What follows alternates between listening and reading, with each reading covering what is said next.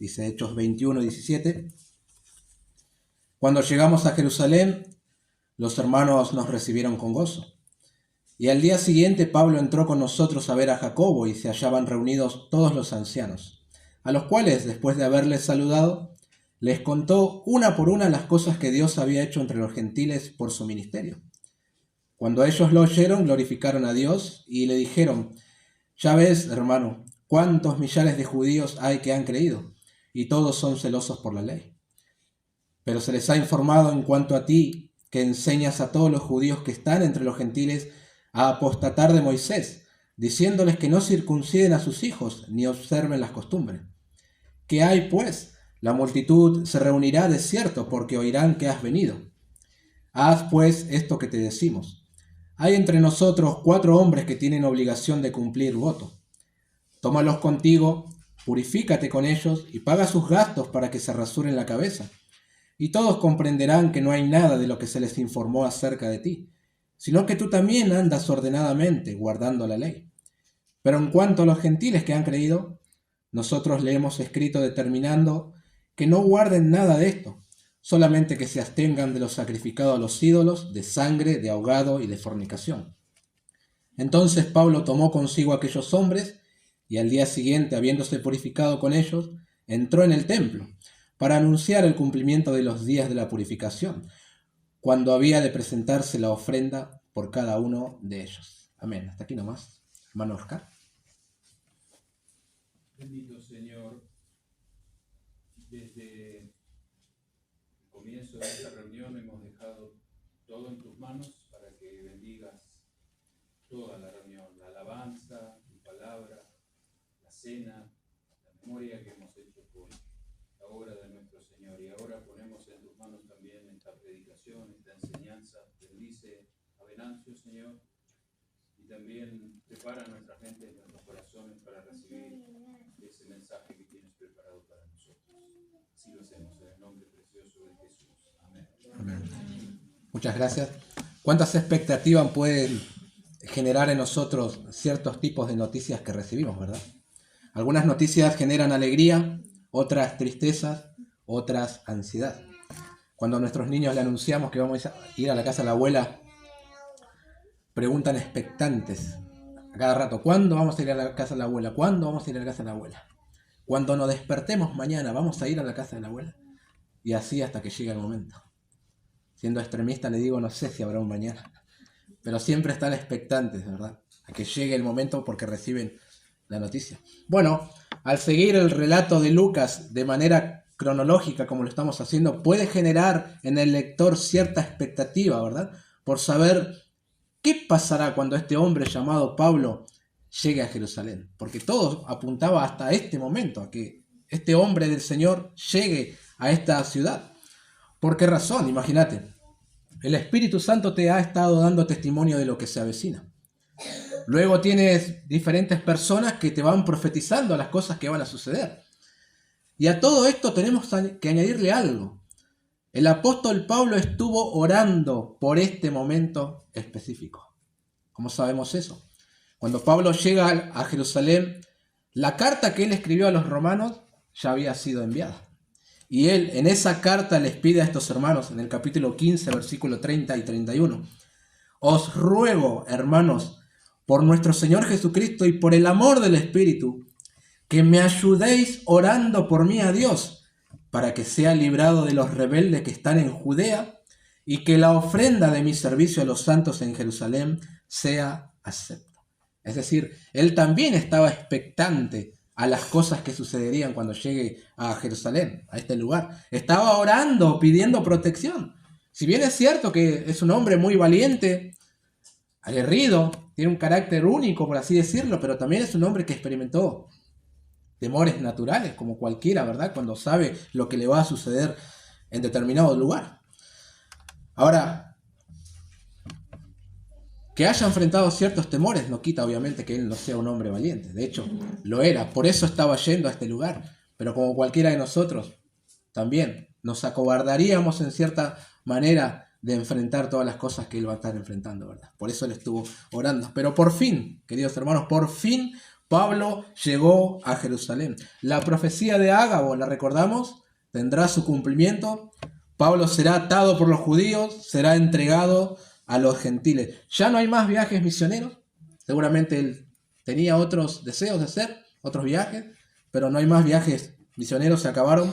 De aquí en adelante tendremos a un embajador en cadenas, como él dijo a los Efesios en el capítulo 6. Pero antes de llegar a ese momento, antes de llegar el momento del cumplimiento de la profecía, de las cosas que el Espíritu Santo le ha estado advirtiendo, suceden otras cosas muy interesantes en el que pensaremos en esta tarde. Los versículos que hemos leído. Desde el versículo 17 al 26 que hemos leído, tenemos la aplicación de aquello que Pablo enseñó en Romanos 14 y 15 y también en 1 Corintios 8, acerca de, entre otras cosas, la libertad de conciencia, de no menospreciar a los hermanos más débiles, de aplicar la ley del amor en ciertos casos, de agradar a los demás antes que anteponer derechos propios, etc. Aquí se da un caso en el cual Pablo pudiera usar de ese derecho que él tiene como creyente y que todos los que estamos aquí tenemos. La libertad cristiana de hacer determinadas cosas, de no guardar ciertos ritos, todos tenemos esa libertad. Y él podría haber hecho uso de ese derecho aquí, en este momento, pero decide no hacerlo. ¿Por qué razón? Para no ser de tropiezo a otros hermanos. Vale la pena prestarle atención a esto. Pablo en Jerusalén, tratando con la debilidad de los creyentes. 3 cosas veremos en torno a esto: su llegada, el caso y la resolución. Veamos entonces en primer lugar la llegada del apóstol Pablo a Jerusalén. Cuando llegamos a Jerusalén, versículo 17, los hermanos nos recibieron con gozo. Al día siguiente Pablo entró con nosotros otra vez a ver a Jacobo y se hallaban reunidos todos los ancianos, a los cuales después de haberles saludado, les contó una por una las cosas que Dios había hecho entre los gentiles por su ministerio. Versículo 20. Cuando ellos lo oyeron, glorificaron a Dios y le dijeron: ya ves, hermano, cuántos millares de judíos hay que han creído y todos son celosos por la ley. Wow. Qué grato llegar al lugar en el cual el Espíritu Santo te ha dado testimonio de las cosas que te van a suceder y encontrarte con un grupo de hermanos que te reciben con gozo. En cierta manera es esperanzador, ¿verdad? Porque puedes llegar a pensar que, bueno, por lo menos tenés personas que te van a bancar en los momentos malos que se van a avecinar. Así que algo bueno hay de su llegada a Jerusalén. Ahora, en este encuentro gozoso, ya hay algo aquí que nos hace pensar. ¿Por qué los que recibieron al apóstol Pablo fueron los hermanos y no los líderes de la iglesia de Jerusalén? ¿Por qué razón? Es una buena pregunta. Recién verá a estos hermanos al otro día, a los líderes. Tal vez a medida que vayamos avanzando en el mensaje entenderemos el porqué de esto, ¿verdad? Pero vamos mentalizándonos que no es fácil para la iglesia madre compuesta de judíos lo que está viviendo. En esta ciudad están por recibir a líderes, pero de la iglesia gentil, que estaban acompañando a Pablo. No es fácil para ellos lo que está aconteciendo. Si bien es cierto que a Pablo le habían dado la diestra de compañerismo, recuerdan que le pidieron también que tuviera cierto cuidado de algunas cosas, como por ejemplo de los pobres, y él lo hizo, pero no es sencillo recibir a un hombre que anda enseñando que de ambos pueblos, judío y gentil, Dios formó su iglesia. ¿Qué prueba para la iglesia madre de Jerusalén? No es fácil eso. No negaremos que esta iglesia tenía sus prejuicios. Es más, tal vez para el ala conservador u ortodoxo, Pablo no era una persona grata y estaban en el mismo equipo. ¿Puede ser? Llevará sus años para que los creyentes acepten que la pared intermedia de separación ha sido derribada por la cruz del Señor Jesús. Pero por el momento nos quedamos con este recibimiento cálido que los hermanos le han dado a Pablo. Luego vemos en el versículo 18 que fue Pablo y los líderes gentiles quienes buscaron a Jacobo y a los ancianos de la iglesia de Jerusalén. Hay un poco más de luz aquí, ¿verdad?, con respecto a la composición de un liderazgo bíblico, ¿verdad? Evidentemente el liderazgo de la iglesia de Jerusalén funcionaba como funcionaban las sinagogas. Tenías a un presidente y luego tenías a un conjunto de ancianos que estaban en la conducción de la iglesia. Así como funcionaba la sinagoga, también parece que funcionaba la iglesia. En este caso es obvio que Jacobo era un líder entre líderes. Él preside la reunión. Pablo dice de él en Gálatas que era considerado una columna en la iglesia de Jerusalén. Y eso estamos viendo aquí también, ¿verdad? Este era un líder entre líderes. No se menciona ningún apóstol. Probablemente estuvieran en el campo misionero. Probablemente algunos de ellos ya murieron. El énfasis recae sobre Jacobo y los ancianos. Algunos sugieren, no tiene base bíblica esto, es una suposición, que probablemente los ancianos reunidos eran 70. ¿Por qué? Bueno, porque el Sanedrín judío se conformaba de 70 personas, entonces tal vez 70 ancianos tenía la iglesia de Jerusalén. No lo sabemos, puede ser, no es lo que Lucas quiere detallar aquí, no quiere que sepamos la cantidad, pero sí es importante que prestemos atención a cómo Pablo inició la conversación. Primeramente, saludando. No quiero irme por las ramas, pero déjenme irme solamente un momentito. Me era imposible no pensar en este saludo. Nosotros venimos de un contexto muy emotivo en las despedidas. ¿Recuerdan a Pablo en las playas de Mileto saludando a los líderes de la iglesia de Efesios? Se abalanzaron sobre su cuello, le besaban y lloraban. Muy emotivo todo. Luego Lucas quiere registrar otra despedida más emotiva también. Allí en Tiro, los hermanos lo abrazaron a Pablo, de hecho hasta oraron. Pero ¿qué nos dice aquí? Que solamente los saludaron. Pareciera decir tanto el silencio de Lucas con respecto a este saludo, ¿verdad? Alguien dijo que es elocuente el silencio de Lucas aquí, al decir que solamente hubo un saludo y nada más. Yo me pregunto, ¿qué pasó en este encuentro de titanes? Más que gozo, tal vez preocupación entre los líderes, perplejidad, incertidumbre de ver a Pablo, ¿verdad?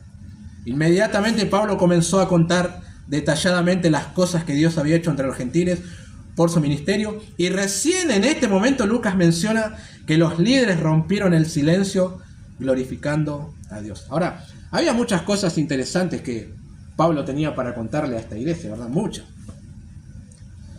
Lucas ha hecho un registro de las cosas que a él le pareció importantes, solamente las que Dios hizo, pero él tenía mucho más para decir. Contar esa vez que estuvo preso junto a Silas y mientras cantaban vino un terremoto y el guardia cárcel se asustó y se quería suicidar y terminó bautizándose. Contar cómo lo quisieron linchar en Éfeso. Contar cómo tuvo que escaparse de Tesalónica, o la caída fabulosa de Eutico por la ventana. Esa sí que estuvo buena y estaba lindo para contarla. Si hay alguien que tenía historias atrapantes, era Pablo, pero no se detuvo a contar esas cosas. Tampoco se detuvo a dar números, que es algo que tienta fuerte a los líderes, los números. Se bautizaron 400 personas, llevé a Cristo a 2.200 muchachos, más de 5.000 realizaron la oración del pecador, 600 jóvenes están en la lista de espera para discipulado y me quedan 300 niños para la horita feliz. Pablo se detuvo a contar las cosas que Dios había hecho, no las que él hizo, las que Dios había hecho por medio de él. Es decir, no quería ganarse la confianza de los líderes de la iglesia haciéndose propaganda. Siempre el mérito se lo atribuía a Dios. Toda la gloria era para el Señor y nada para él. Ya lo había hecho en Antioquía, capítulo 14, verso 27. También en aquel famoso concilio en Jerusalén, capítulo 15, verso 4. Siempre el honor era para Dios. Y cuando exaltas a Dios, cuando Él se lleva todo el honor, es imposible que los creyentes no glorifiquen a Dios, que fue lo que hicieron los líderes, ¿verdad? Dieron la gloria al Señor al escuchar las cosas que estaba haciendo por el ministerio de Pablo. No sé cuánto tiempo estuvo Pablo contando todo lo que Dios hizo. El versículo es claro, dice que contó una por una.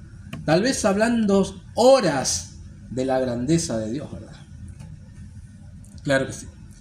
Ahora tenemos que ser fiel con nuestro versículo.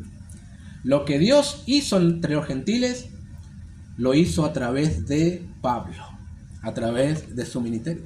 Él no se atribuye ningún mérito, siempre dice que es por la gracia de Dios que él pudo trabajar más que todos los apóstoles, pero así es como el Señor lleva adelante sus propósitos, usando instrumentos débiles para hacer grandes cosas. A veces nos pasa a nosotros, por querer engrandecer tanto la soberanía de Dios, ya nos olvidamos hasta de nuestras responsabilidades. Y debemos tener un equilibrio allí. Aquí es claro, lo que Dios hizo, lo hizo a través de Pablo. Y Dios se glorifica de esta manera. No es que le roba gloria, claro que no. Al contrario, se la da cuando un hombre es usado de esa manera. Ahora bien, continuando con nuestro contexto, una de las cosas de las cuales no tenemos registro y que hubiese sido muy interesante saber, es el momento en el cual Pablo toma la ofrenda que traía, porque la iglesia gentil le dio una ofrenda, le dio dinero para que él diera a estos hermanos y se las entregara. Y no hay registro aquí, ¿verdad? Es un momento importante e histórico para la iglesia gentil dando dinero a la iglesia judía.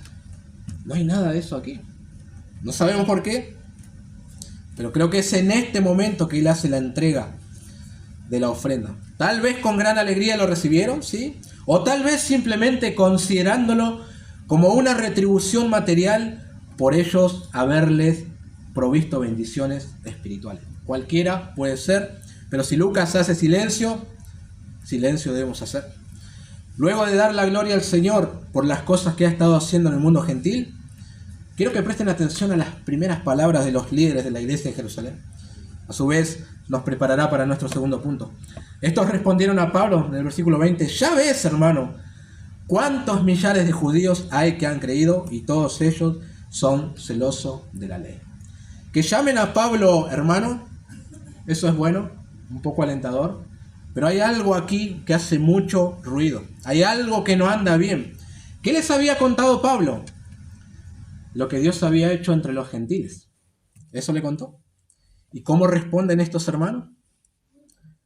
Con regocijo porque muchos judíos habían creído. Y no solo creído, sino que también eran celosos de la ley. ¿Y no se regocijaron por la conversión de los gentiles? Solamente como que, qué bueno, se convirtieron muchos judíos. ¿Y los gentiles? Algo, hay gato encerrado aquí en este pasaje, diríamos nosotros. Ni siquiera mencionan a los gentiles, se enfocaron en los millares de judíos y en su celo por la ley. Esta no es una respuesta que Pablo esperaba. Ahora puedo imaginar que la sonrisa del rostro de Pablo se fue. Hay perplejidad en él. Él enseñaba que ya no hay judío ni griego, no hay esclavo ni libre, no hay varón ni mujer, porque todos vosotros sois uno en Cristo. Gálatas 3:28. Pero de repente está escuchando a los judíos hacer esta distinción, como si no hubieran aprendido nada. O como si no quisieran aplicar nada, mejor dicho. A uno de los referentes de la iglesia, el apóstol Pedro, hasta con visión y éxtasis, se le mostró que él no debería llamar inmundo a lo que Dios había santificado, haciendo referencia a un gentil, a Cornelio y a su familia. Luego se le reprendió cara a cara por hipócrita, por hacer acepción de persona entre judíos y gentiles, que me junto con este y no me junto por otro. Y aquí los ancianos de la iglesia, haciendo lo mismo que Pablo ya había hablado y aclarado. Muy interesante. Ahora todo el liderazgo participando de lo mismo, o la mayoría siendo influenciada por una minoría que sostenía que los gentiles eran inferiores y que si querían pertenecer al pueblo del pacto debían circuncidarse y guardar los ritos de la ley, cuando la misma iglesia de Jerusalén en el capítulo 15 había resuelto que a los gentiles no se les debería molestar con estas cosas. ¿Y ahora? Ya saben, de la teoría a la práctica puede haber un abismo, ¿verdad? Una cosa es lo que crees y otra cosa, cómo vives lo que crees. Son distintos. Así también hoy en la iglesia del Señor, muchos están de acuerdo con las cosas que se enseñan. Y amén, y si está en la Biblia, bueno, palabra santa. Pero luego no lo aplican a sus vidas. Aunque reconocen que es verdad, bueno y útil lo que aprendieron. Nos deja un poco perplejos la respuesta de este liderazgo, la iglesia madre en Jerusalén, ¿verdad? Ante el testimonio de Pablo. Pero bueno, este hombre llegó a Jerusalén, tiene un gran desafío, tiene que prestar mucha atención a lo que está sucediendo para resolverlo con prudencia. Pareciera que esta iglesia siempre estaba al borde de que sean dos iglesias y no una. Ahora lo vamos a ver. En segundo lugar, veamos el caso. Más específicamente, ¿qué es lo que está sucediendo en la iglesia madre? ¿Cuál es el problema? Versículo 21. Pero se les ha informado en cuanto a ti, que enseñas a todos los judíos que están entre los gentiles a apostatar de Moisés, diciéndole que no circunciden a sus hijos, ni observen las costumbres. ¿Qué hay pues? La multitud se reunirá de cierto, porque oirán que has venido. Tal vez ahora vamos entendiendo por qué no hay registro de un saludo afectuoso, ¿verdad? Tal vez esto explique mejor por qué los que dieron la bienvenida a los misioneros fueron los hermanos y no los líderes. Y ahora nos queda más claro por qué los ancianos solo mostraron regocijo ante la conversión de los judíos y no de los gentiles. Es que había algo en la iglesia dando vueltas que tenía en vilo a toda la congregación, inquietaba a la congregación, pero específicamente al liderazgo. ¿Y qué era? Una calumnia, literalmente una calumnia. También podríamos haber titulado el mensaje de hoy ¿Cómo responder ante la calumnia? Porque este es el corazón del problema. Había un grupo de judíos, a quienes conocemos como los judaizantes, ¿verdad?, que calumniaban a Pablo diciéndole a otros judíos, ahora creyentes en Jesús, que Pablo enseñaba esto, enseñaba aquello y enseñaba lo otro. Todas mentiras. Jamás en ninguna de sus cartas, en ninguna porción del Nuevo Testamento, vemos que Pablo enseñó tal cosa. No. Jamás Pablo enseñó que los que se convertían a Jesús debían apostatar de Moisés. Él no enseñó que circuncidar a sus hijos hay que dejar de hacerlo. Tampoco observar más las costumbres. Nunca enseñó tal cosa. Era la mala intención de los judaizantes de desprestigiar a Pablo y hacerlo aborrecible a la iglesia. Así es como opera Satanás, ¿verdad? Usando a estos hombres. Pablo sí enseñó que nadie debería juzgar a otro por cuestiones de comida o bebida, en cuanto a días de fiesta, luna nueva o días de reposo, todo lo cual es sombra de lo que ha de venir, Colosenses 2:16. Sí enseñó que no sos hijo de Abraham por descendencia, lo enseñó, sino por la fe en Jesús. Sí enseñó que nadie es justificado por las obras de la ley. Sí enseñó que Cristo nos redimió de la maldición de la ley, hecho por nosotros maldición. Sí enseñó que ni la circuncisión ni la incircuncisión valen algo, sino la fe que obra por el amor. También enseñó cuál era el verdadero propósito de la ley, llevarnos a Cristo. Y estas cosas son verdad, pero nunca les pidió a los judíos que dejaran de ser judíos. Solo les enseñó el camino de salvación, el propósito de la ley y cómo esas cosas apuntaban a Cristo. Es decir, si ellos querían seguir guardando las costumbres de la ley y los ritos, podían hacerlo sin ningún tipo de problema, que no pasaba nada, estaba todo bien. Pablo no le dijo, tienen que dejar de ser judíos, nada de eso. Ahora, pienso que es una pena seguir bajo los ritos de la ley, lo cual eran sombra de lo que había de venir, ¿no? Pero bueno, no había problema en seguir guardándolos. Si querés hacerlo, hacelo. Solo no quieras imponer eso a los demás, porque en Cristo somos libres del yugo de la ley. En otras palabras, estos líderes están diciendo a Pablo, hermano, muy lindo todo lo que Dios hizo entre los gentiles, gracias por la ofrenda, pero acá tenemos un problema gigante. Te acusan de enseñar muchas cosas y hay que resolverlo ya. Ahora, esta falsa acusación, esta calumnia no tiene fundamento alguno, sobre todo en este hombre, Pablo. Eran distorsiones de las enseñanzas del apóstol. De hecho, Pablo mismo seguía observando ciertas cosas de la ley. Él no había dejado de ser un judío, claro que no. En el capítulo 18, verso 18, vemos que Pablo se rapó la cabeza porque tenía hecho un voto. Cosas de judíos.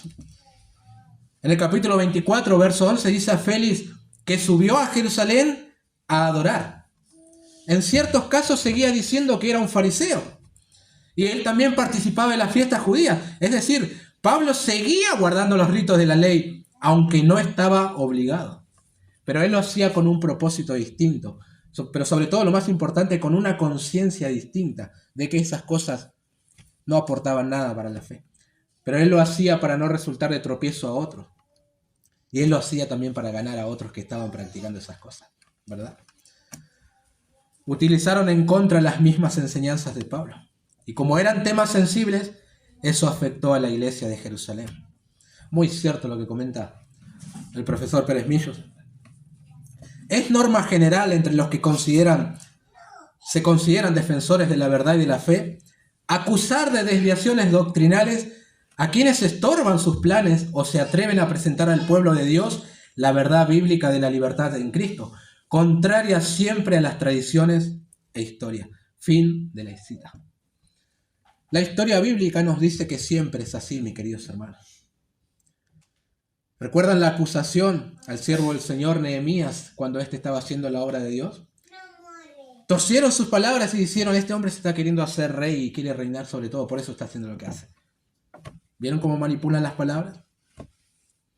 ¿No es cierto que a Jesús, frente al concilio, vinieron dos falsos testigos acusándole que él dijo de que derribaría el templo de Dios y en 3 días lo reedificaría?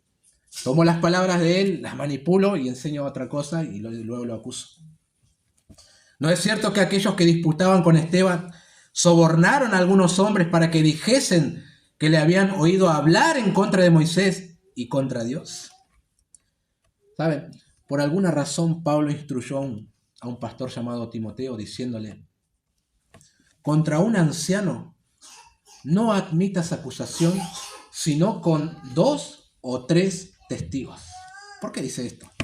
Porque Pablo sabía que los ancianos, los líderes, siempre son blancos directos a falsas acusaciones. A él le sucedió, a su Señor le sucedió, a los hombres de Dios en la Escritura le han sucedido lo mismo. Siempre.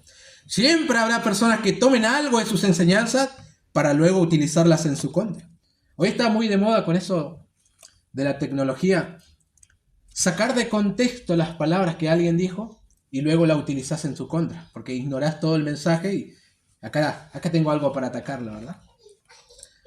MacArthur dijo que el que se suicida va al cielo. Escucha uno, ¡fra! Dame las piedras que lo apedreo a este hombre. Luego escuchás todo el mensaje y te das cuenta que sí, tienes razón, es bíblico lo que dijo.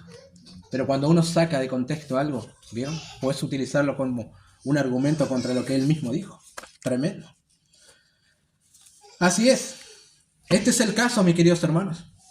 Un sector de la iglesia está fastidiado con Pablo porque según los judaizantes, él enseña cosas contrarias a la ley de Dios. Ahora, una cosa me llama poderosamente la atención aquí. No la falsa acusación, porque eso es moneda corriente. ¿Por qué los líderes de la iglesia de Jerusalén no lo defendieron a Pablo? ¿Por qué Jacobo no se puso de pie y lo defendió si de hecho él conoce las cosas que Pablo enseña? Él conoce su integridad. ¿Por qué no le dijo, señores, esto es mentira lo que están diciendo? Pablo es un hombre de Dios, no lo acusen falsamente. Van a dividir a la iglesia. ¿Por qué no hizo eso? ¿Llamó la atención? Bueno, lo más probable es que los ancianos eran conscientes de que una división en la iglesia pendía de un hilo muy finito. Pareciera que en cualquier momento ibas a tener una iglesia judía cristiana y otra iglesia gentil cristiana. Y defender a Pablo en ese momento llevaría a la división de la iglesia. Ya en el capítulo 15, cuando estuvimos ahí, vimos, hubo una reunión de asamblea de líderes bastante picante y no sé si iban a resistir otra. Por eso es que preguntan en el versículo 22, ¿qué hay pues? ¿Qué vamos a hacer? Esa era la preocupación. ¿Cómo vamos a resolver esto? La iglesia sufrirá si realizamos una asamblea. Puede pasar cualquier cosa. La llegada de Pablo tenía en vilo a toda la iglesia en Jerusalén. Pero este es el caso. Tremendo. Nos queda el tercer lugar, la resolución. Y esta es la parte más impactante de toda esta historia, versículo 23. Haz pues esto que te decimos. Hay entre nosotros 4 hombres que tienen obligación de cumplir voto. Tómalos contigo, purifícate con ellos y paga sus gastos para que se rasuren la cabeza. Y todos comprenderán que no hay nada de lo que se les informó acerca de ti, sino que tú también andas ordenadamente guardando la ley. Pero en cuanto a los gentiles que han creído en nosotros, les hemos escrito determinando que no guarden nada de esto, solamente que se abstengan de los sacrificados a los ídolos, de sangre, de ahogado y de fornicación. Entonces Pablo tomó consigo a aquellos hombres y al día siguiente, habiéndose purificado con ellos, entró en el templo para anunciar el cumplimiento de los días de la purificación, cuando había de presentarse la ofrenda por cada uno de ellos. Bueno. Generalmente cuando uno es acusado falsamente, ¿cuál es la tendencia? Defenderse inmediatamente. Si son cuestiones legales que hacemos, contratamos un abogado para que él nos defienda de nuestros acusadores. Eso es lo que hacemos. El apóstol Pablo está siendo acusado falsamente. Una manera posible de resolver el asunto sería convocar a sus acusadores a una asamblea, escuchar sus argumentos y comenzar a refutarlos uno por uno, ¿verdad? Es una manera de manifestar que es todo mentira lo que enseñan, de exponerlos delante de la congregación y caso cerrado. Esa es una posible manera de resolver, pero no hizo eso. Los ancianos sabían que eso no era lo mejor para la iglesia. Por eso, antes de que Pablo llegara a Jerusalén, ellos ya habían tomado una resolución con respecto a lo que había que hacerse. Ahora está Pablo aquí y se la expone. Pero esta resolución implicaba que el apóstol desistiera de sus derechos.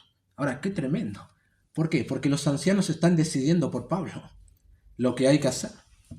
Pablo podría haber respondido, pero ¿quiénes son ustedes para decidir por mí si yo soy el apóstol Pablo? Sé lo que tengo que hacer.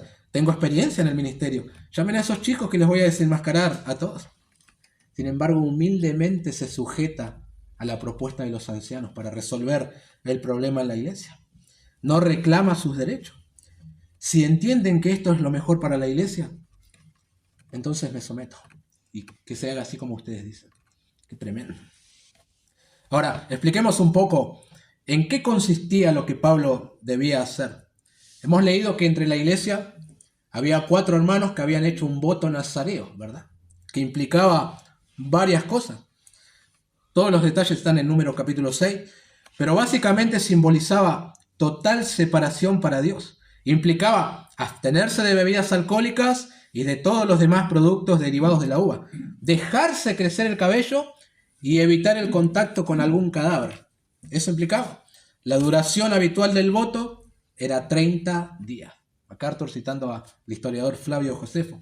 Bueno, luego tenías que ir al templo y pagar la ceremonia del corte de cabello. Parece ser por el relato que esto tenía un costo bastante importante. Y de hecho, Pablo, vos tenés que pagarlo, le dice. Y pagar este costo. Bueno, se ve que en ese momento contaba con dinero. Los ancianos sugieren a Pablo que él se purifique con ellos. Esto no es muy claro en su significado porque ella no podía hacer un voto nazareo porque tenía que pasar 30 días y estos hombres estaban llegando a su fin. Tal vez la purificación que le pedían era porque él venía recientemente de tierras gentiles. Entonces, bueno, estás impuro, tenés que purificarte. Puede ser, aunque no es muy claro, pero al hacer eso, al verlo obrar conforme a la ley, el resultado sería que se darían cuenta de que todo se trataba de falsas acusaciones y desistirían de ese pensamiento y la iglesia estaría en paz. Pablo aceptó la propuesta, lo hizo así y caso cerrado. Caso cerrado. No sabemos cómo siguió el asunto. No sabemos. Lucas no dice más nada. Lo que ocurre a partir del versículo 27 es otro asunto. No es que se equivocaron en la decisión y por tanto a Pablo le fue mal dentro del templo, no. Eso es otra cosa. Otras personas se acercan para hacerle daño. Nosotros no sabemos más nada, pero probablemente la paz volvió a reinar en la iglesia de Jerusalén. Tal vez hubiésemos tenido registros si pasaba algo mal, pero esto es todo. Fin. Ahora, parece demasiado sencillo cómo resolvieron un gran problema, ¿verdad? Porque era muy grande el problema. Pero hay muchas cosas en el medio que podemos atesorar. Primero, los ancianos estaban pensando en lo que era mejor para la iglesia. Esa era su preocupación, la iglesia. No tienen la intención de que algún hermano salga lastimado. No quieren ofender a nadie. No quieren que la iglesia se divida. A veces eso no se puede evitar. Pero en cuanto dependa de uno, tiene que estar en paz con todos, dice la Escritura. Sobre todo con aquellos hermanos de la fe, ¿verdad? Obviamente sin comprometer la verdad. Eso es otro asunto. Pero los ancianos entienden que esta resolución hará bien a la iglesia, aunque implique que Pablo ceda a sus derechos y a su libertad como cristiano. A su vez, resultaba una prueba para el apóstol Pablo. No es una resolución egoísta la que están tomando, no. No están tratando de ellos quedar bien parados y que los demás se las arreglen. No están pensando en su reputación, sino en el bien de la iglesia. ¿Qué es lo mejor para la iglesia? Y esto es lo mejor para la iglesia, vamos a hacerlo. Y proceden de esa manera. Ahora, hermanos, esto es tremendo para que lo apliquemos. De esa manera de pensar tenemos que armarnos a la hora de tomar decisiones congregacionales o personales también. ¿Cómo afectará esto a la congregación? ¿Cómo afecta a la iglesia esta manera de conducirme? Esto que voy a decir o hacer, ¿cómo impactará en los hermanos? Para los líderes de la iglesia hubiese sido fácil desligarse de todo. Si Pablo tiene un problema, que se las arregle él. Y si la iglesia se divide, que se divida. Yo no soy responsable de las decisiones de los demás. Pero no piensan así los que aman al Señor. Los que aman la iglesia no piensan de esa manera, sino que se preocupan por ella. Nosotros somos, queridos hermanos, representantes, hablando en términos universales, de este organismo vivo llamado la iglesia, pero en términos locales de esta iglesia local, somos representantes. Claro que sí. Por eso, no puedo darme el lujo de conducirme como se me dé la gana, sin importarme que tal comportamiento afecte a los demás, que afecte al testimonio de la iglesia. A veces lo mejor será tragarte sayela amarga, dejarla pasar, no responder, porque responder puede ser perjudicial para la salud de la iglesia. Hay que aprender a pasar por alto las ofensas de los demás. Eso es madurez. Eso es madurez. No, pero yo soy de carácter frontal y lo que tengo que decir te lo digo. Eso es inmadurez. El maduro puede pasar por alto las ofensas de los demás, ¿verdad? Siempre y cuando que la verdad no esté comprometida. Es mejor pasarlo por alto. A los que están afuera, con tu vida, con tus decisiones, le estás diciendo cómo es esta iglesia cuando ellos te ven a ti. ¿Se imaginan? La ciudad de Jerusalén estaría conmovida si este fenómeno conocido como la iglesia sufriera una división. Qué espantoso sería para el testimonio del evangelio si hubiese pasado eso en la iglesia, ¿no? Claro que sí. Los ancianos están tratando de evitar eso. Por eso en muchas resoluciones no tenemos que ser egoístas, pensar solo en nosotros, sino en cómo afectará a la iglesia. Usted pertenece a un cuerpo, al cuerpo de Cristo. Usted no está solo. No se maneje como un llanero solitario. Tenga en cuenta que su conducta, sus resoluciones, también afectan a los miembros de ese cuerpo. Claro que sí. Así piensan los ancianos de la iglesia.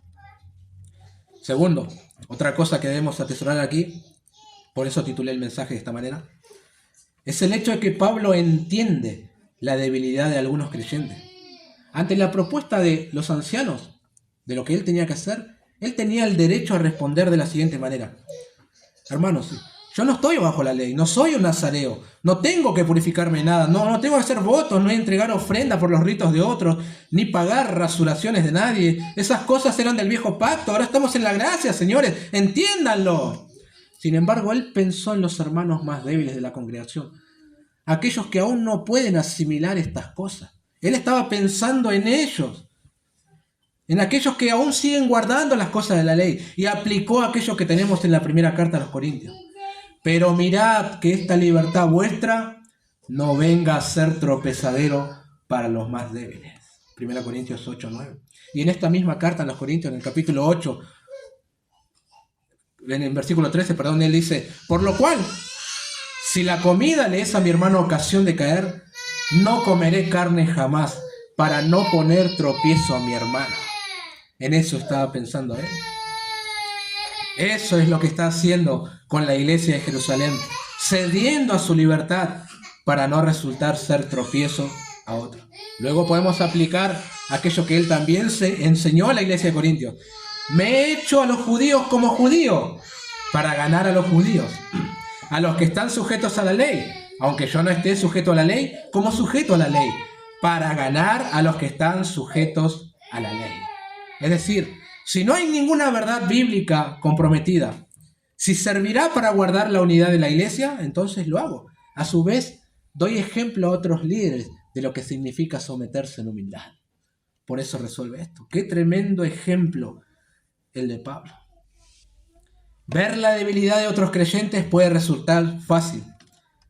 No entiende la doctrina de la elección. Qué tonto es. Mirá, celebra Navidad y Pascua. ¿Qué? ¿No lee la Biblia? Mírenlo, circuncidó a su hijo, no entiende lo que es la gracia. Eso es fácil. Y sentirnos superiores también es fácil. Pero ceder a mis derechos y libertad en Cristo para no ofenderlo, eso es más difícil. Pero eso es lo que tenemos que hacer. Eso es lo que está haciendo Pablo con la iglesia. Aclaración. Esto no significa que para conservar la paz entre los hermanos uno tenga que ser indiferente al pecado, a las falsas doctrinas, evitar hablar del infierno porque eso ofende a la gente, no, nada de eso. Se trata de asuntos que no comprometen la verdad, a la sana doctrina, asuntos triviales de fiestas y ceremonias, puntos de vista sobre algo. Esas cosas no son indispensables. No podemos generar un dogma de algo en el cual el creyente tiene libertad de hacerlo o no hacerlo. Por la gracia del Señor y las resoluciones de los ancianos, más la humildad del apóstol Pablo, porque se requiere humildad para someterse a otros líderes siendo un líder, bueno, la iglesia madre de Jerusalén no sufrió ningún quiebre y permaneció. Gracias al Señor. Para finalizar debemos hacernos algunas preguntas nosotros, ¿verdad? ¿Es tan importante la iglesia para ti como lo fue para Pablo y los ancianos? No es algo que se destaca aquí. Qué importante que era la iglesia para esta gente que estuvieron dispuestos a hacer esto, lo otro, ceder, evitar, solo para que la iglesia no sufriera. ¿Es tan importante la iglesia para ti como lo fue para Pablo y para los ancianos de esa congregación? Bueno, eso se verá en tu trato para con ella. No para con algunos individuos, sino para con la iglesia en su totalidad. La iglesia no se compone de grupos selectos, sino de personas redimidas por el Señor que conforman su cuerpo. ¿Amas la iglesia? ¿Buscas su bien? ¿Te comprometes? ¿Das de tus bienes? ¿Te das a ti mismo por la iglesia? ¿Estamos nosotros dispuestos a ceder a nuestros derechos, a nuestras libertades por el bien de la iglesia? Cada uno puede responder eso, ¿no? Sabemos lo importante que era la iglesia para estos hermanos, pero sobre todo para el Señor, que según Efesios, Él entregó su vida por ella. Qué importante que es la iglesia, ¿verdad? Pero tiene que ser importante para ti también. Eso vemos en la Escritura. Nada más, mis queridos hermanos.